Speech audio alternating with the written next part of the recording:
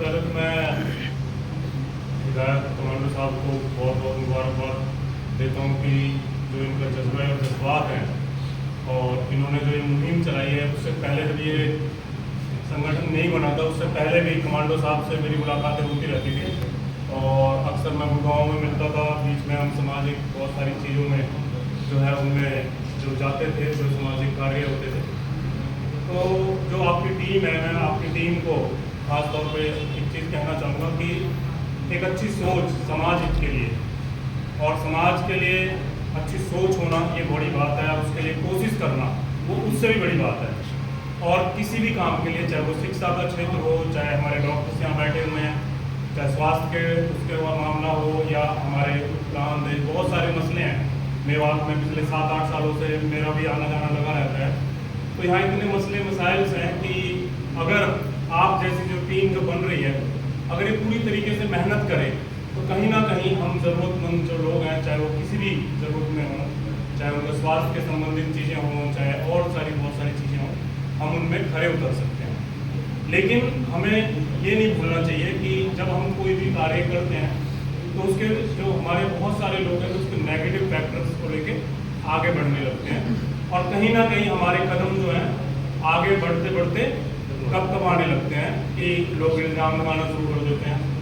लेकिन मैं एक चीज़ दावे के साथ आप लोगों को कहूँगा कि जो एक अच्छा काम है ना, उसको खुदा देखता है और उसकी कोशिश, मैं कहता हूँ अगर हम नेक काम की कोशिश करेंगे तो उसका भी हमें सवाब देता है खुदा कि हमने कोशिश की, चाहे हमने काम नहीं किया।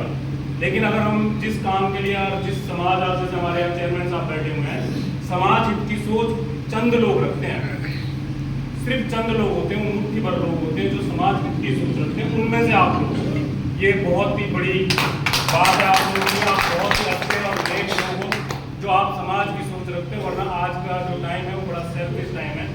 लोग खुद की बात करते हैं, परिवार की बात करते हैं, लोग अपने सबों के इलाज कराने को तैयार नहीं है।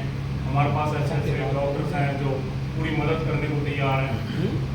ये हमारा फर्ज बनता है। जब देश की कभी आज़ादी की लड़ाई लड़ी होगी तो किसी ने पागल कहा होगा कि उस टाइम पर अंग्रेजों का पूरा राज चल रहा था, मगर किसी ने सोचा नहीं होगा कि 90-95 साल के बाद वो चिंगारी जो है इस तरह से तब्दील होगी कि इनको यहाँ पर छोड़ना पड़ेगा। तो ये भी आपकी एक वही चिंगारी है। तो इंशाल्लाह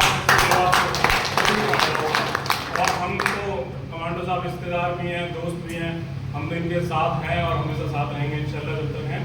और हमारे लिए जो भी हमारे लायक काम होगा उसके लिए हमेशा आप लोगों के साथ हैं।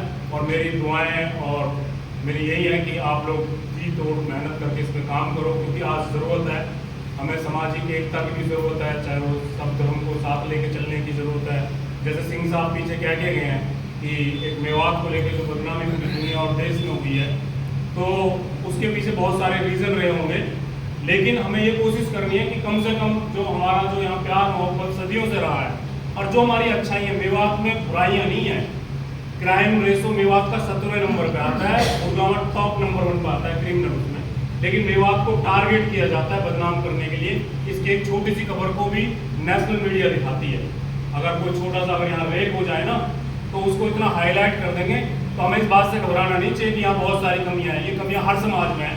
अगर सबसे बड़ी कमियाँ है तो वो है शिक्षा की, जिससे हम सबसे ज़्यादा पिछड़ गए हैं। जब हम शिक्षा में आगे आएंगे तो इंशाल्लाह बहुत सारी कमियाँ अपने आप दूर हो जाएंगी। नशे की रोकथाम अपने आप में 100 बुराइयों की रोकथाम होगी।